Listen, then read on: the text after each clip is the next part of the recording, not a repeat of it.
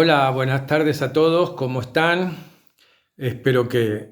hayan disfrutado todos de la primera semana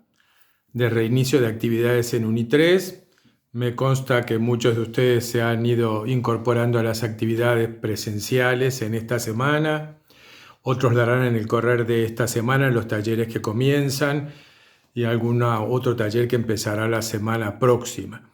También sabemos que una gran mayoría de ustedes todavía no están presentándose a actividades en la sede nuestra, sino que están en casa, tranquilos, cuidándose y esperando que vengan momentos más propicios para retomar la vida social. O sea que bueno, lo importante es que todos se sientan bien, lo importante es que todos disfruten de los momentos o que estamos en casa o que salimos para hacer alguna actividad y que todos podamos sobrellevar esta situación de la mejor manera posible, ¿verdad? Bueno, respecto a lo nuestro, bueno, ya hemos tenido el gusto de trabajar con el primero y el segundo de los grupos de los lunes y también con el primer grupo de los miércoles. Mañana tendremos el segundo grupo de los miércoles y así la semana próxima con el tercer grupo de los lunes habremos completado el encuentro con los compañeros que se animan a venir a acercarse hasta UNI3 para tener un rato de encuentro. Hemos disfrutado mucho los momentos que hemos estado juntos y espero que ustedes también desde casa hayan disfrutado de estos encuentros que recién empezamos. Como ya saben que comentamos al inicio, estamos retomando este año la temática que la pandemia nos había dejado a la mitad, es decir, el tema del desarrollo de la religión a nivel de la historia del hombre. Habíamos analizado el judaísmo y estamos este año para introducirnos de lleno en el cristianismo. En el día de hoy lo que vamos a hacer es tratar de echar una mirada que nos permita entender mejor en qué circunstancias se da el surgimiento del cristianismo. Nosotros vamos a poder ver que en las épocas históricas en que se produce este surgimiento, las condicionantes político-religiosas de la zona palestina son determinantes en muchos aspectos de los acontecimientos que se van desarrollando al correr de los tiempos y nos permiten también entender mejor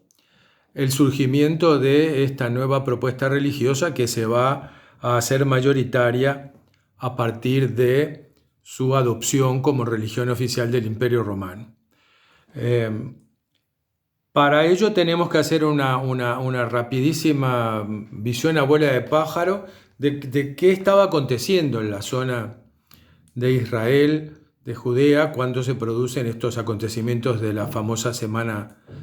Santa, Semana de Pascua, en que se producen los hechos históricos de el prendimiento, juzgamiento, condena y muerte de Jesús, que es el momento inaugural de lo que va a ser luego el cristianismo. Nosotros habíamos recordado que toda la zona de Palestina, toda esa zona de Oriente Próximo, a medida que fue sucediendo los diversos acontecimientos y etapas históricas, quedó bajo el dominio de los griegos, cuando a partir del siglo IV, siglo III a.C. se produce la conquista de Alejandro Magno de Macedonia de todo el vasto territorio del Mediterráneo oriental. Habíamos comentado que una vez que muere Alejandro, muy joven, todos los territorios que ha conquistado se dividen entre tres de sus principales generales,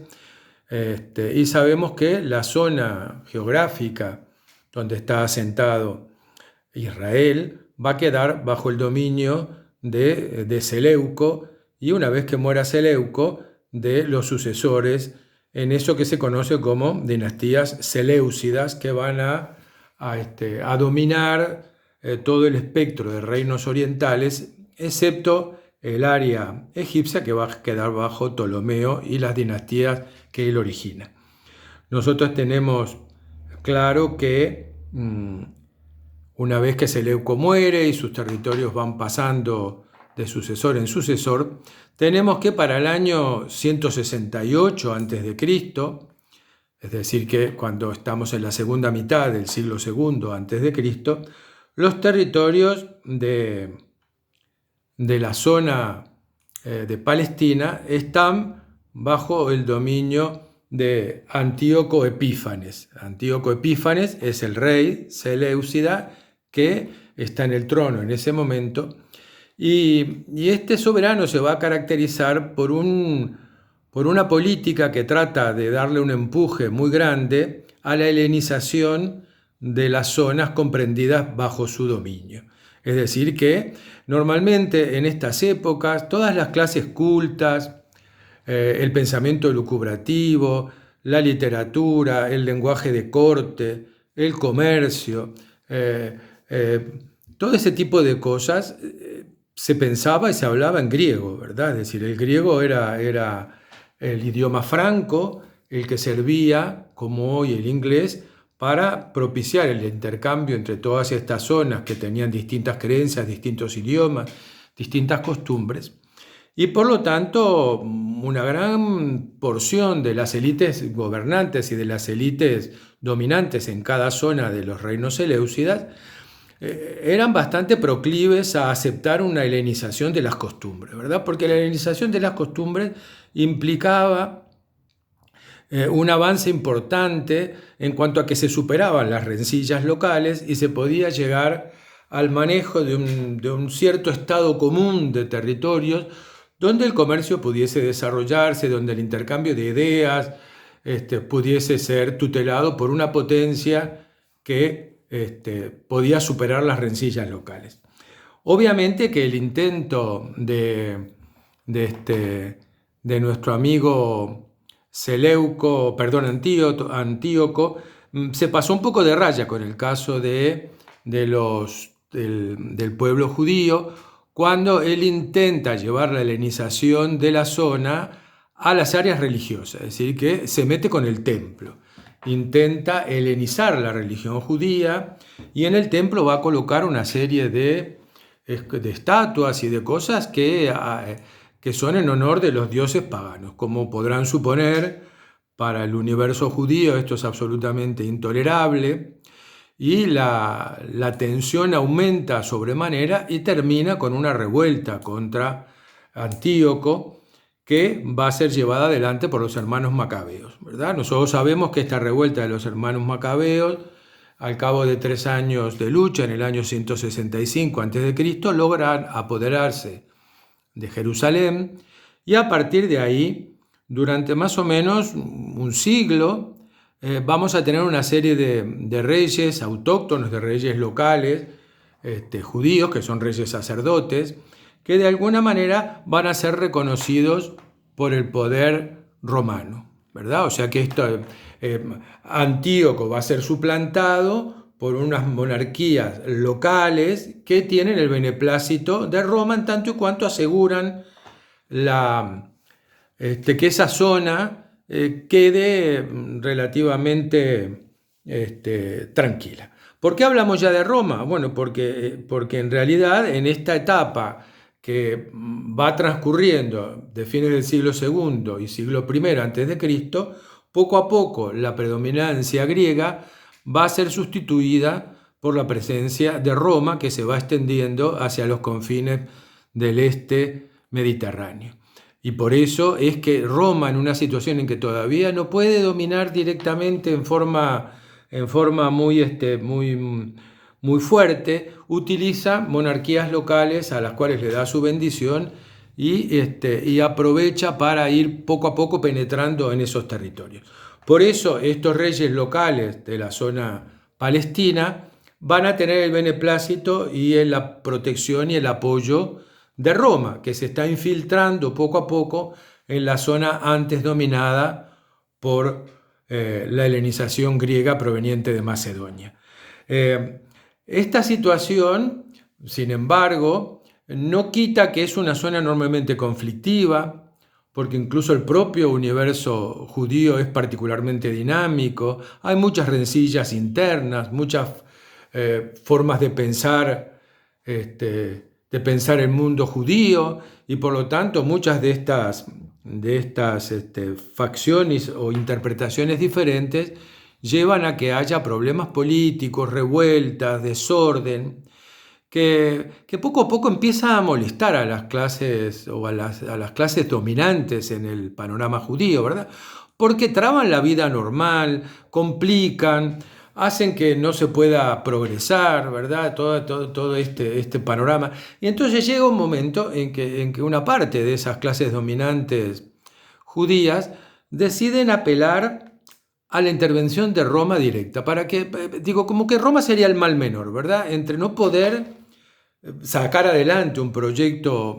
puramente judío, porque las peleas entre cada uno y entre cada posición no cesan, ¿verdad? Hay una parte de la dirigencia que dice, bueno, es preferible que tengamos a Roma que asegure la estabilidad, que termine un poder superior a todas estas rencillas intestinas que tenemos y que no logramos superar, y por lo tanto piden la intervención de Roma. Y la intervención de Roma se da a través de uno de los tres triunviros anteriores al imperio. Recordarán en la época en que Pompeyo, Craso y Julio César dominaban el panorama político romano, cuando Roma está transitando en las últimas etapas de la República antes de entrar en el imperio. Y por lo tanto Pompeyo es el llamado a intervenir en la zona de Judea. Pompeyo lo hace y en el año 65 a.C. toma Jerusalén e impone el dominio romano. Se produce la destrucción del templo y todo lo demás, y Judea empieza a girar en la órbita de Roma. Por supuesto que durante el tiempo que reina directamente la monarquía local que los romanos van a utilizar para mantener esta zona en tranquilidad, la cosa va a estar bien, ¿verdad? Nosotros sabemos que en estos años nosotros tenemos que los romanos van a convertir a Judea en una provincia romana, en la provincia de Siria. El gobierno local de la provincia va a estar en la ciudad de Antioquía, donde van a tener el gobernador romano. Y luego en el resto de la provincia va a haber monarquías locales. En Judea se hace con el poder político en esos momentos, a partir del año 43 a.C., se hace con el poder Herodes el Grande, ¿verdad? Herodes el Grande va a ser reconocido como rey de los judíos por Roma, y a partir de ahí esa zona de Judea va a estar bajo el reinado de Herodes, y luego que Herodes muere en el año 4 a.C., va a ser sucedido por sus hijos, 3 hijos, que obviamente se llevaron a las patadas, ¿verdad? No lograron dilucidar sus rencillas, y finalmente los romanos, ante la sensación de que esto no llegaba a ningún lado, intervienen directamente, quitan el poder a los descendientes de Herodes y toman el poder directamente. O sea que a partir del año 6 después de Cristo, Judea es un enclave romano dirigido por un procurador que está asentado en Jerusalén y que representa el poder de Roma,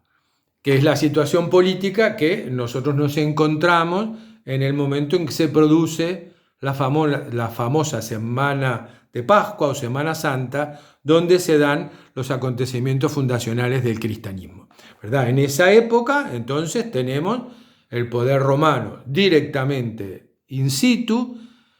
trabajando a través de un procurador. Pero este poder romano, de alguna manera, tenía otra pata, que era una pata local. Si bien ya no era un monarca, sin embargo, este procurador romano ponía bajo el Consejo de Ancianos judíos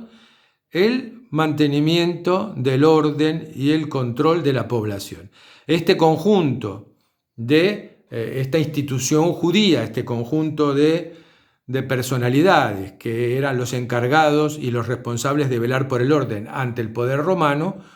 era lo que nosotros conocemos como el Sanedrín, ¿verdad? El Sanedrín judío, que en la época de los acontecimientos que llevan a la muerte de Jesús,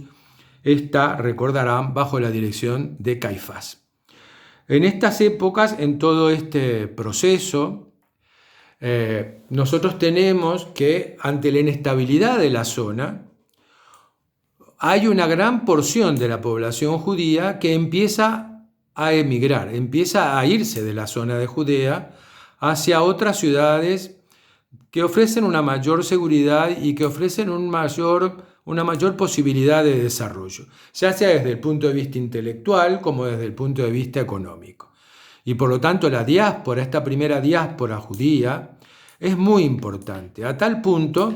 que sobre fines del periodo anterior a Cristo, el historiador Josefo, que es judío por supuesto, nos dice que más o menos en la diáspora, es decir, fuera de los territorios de Judea, nosotros tenemos unos 4,5 millones de judíos contra aproximadamente 1 millón de judíos que viven en el territorio. Muy bien. Esta situación, entonces, en que estamos bajo una zona, bajo dominio directo de Roma, con el apoyo de la colectividad judía organizada a través de este órgano, del Sanedrín, nosotros tenemos que se van a producir muchos acontecimientos. Tampoco logra este esquema de poder asegurar la calma y el orden en esta zona que sigue siendo enormemente compleja y enormemente difícil de manejar. Eso va a continuar un año tras otro, una década tras otra, hasta que finalmente recordarán que en los años 60, después de Cristo, comienza a haber una serie de revueltas importantes de la zona judía contra el poder romano. Cada vez es mayor el nivel de problemáticas y eso lleva a la intervención cada vez más potente de Roma, que intenta que esta zona entre dentro de la mayor calma posible que asegure la presencia sin problemas del imperio. Esto lleva, recordarán, a un enfrentamiento cada vez mayor con Roma que se va a dilucidar finalmente con Tito, cuando todavía Tito no es emperador, sino que Tito es el hijo del emperador, que es encargado por su padre, sobre fines de la década del 60, de que se apersone en la zona de Palestina para poner orden y ponerle fin a la turbulencia de la zona. Recordarán que Tito termina asediando Jerusalén, termina conquistando Jerusalén y en el 71 se produce la destrucción del templo, la segunda destrucción del templo, ¿verdad? Y obviamente la situación entra a apaciguarse de la peor forma para el pueblo judío, que es a través de la aniquilación de su enclave. Sabemos que esto tampoco termina en ese momento, que la situación de tirantez entre Roma y esos territorios va a seguir funcionando y va a seguir funcionando hasta ya entrada el segundo siglo, cuando finalmente Roma, cansada de lidiar con el problema judío, va a intervenir directamente, va a destruir totalmente Jerusalén, va a dispersar a su territorio, a su población, va a producir la gran diáspora, terminando históricamente para siempre con el problema que le causaba esa piedra en el zapato que era la población judía. Esa es más o menos, a grandes rasgos, el desarrollo de este periodo en el cual nosotros, en el desarrollo de estos acontecimientos que yo acabo de narrarles en una forma muy esquemática, ¿verdad? En el desarrollo de estos acontecimientos, cuando los temas políticos y religiosos están en un punto álgido, es cuando se da el surgimiento de la figura histórica de Jesús y de los acontecimientos que van a llevar al nacimiento del cristianismo. Vamos a parar acá este videito, voy a seguir un poquitito más con otro para dejar algunas cositas más aclaradas y la semana siguiente continuar.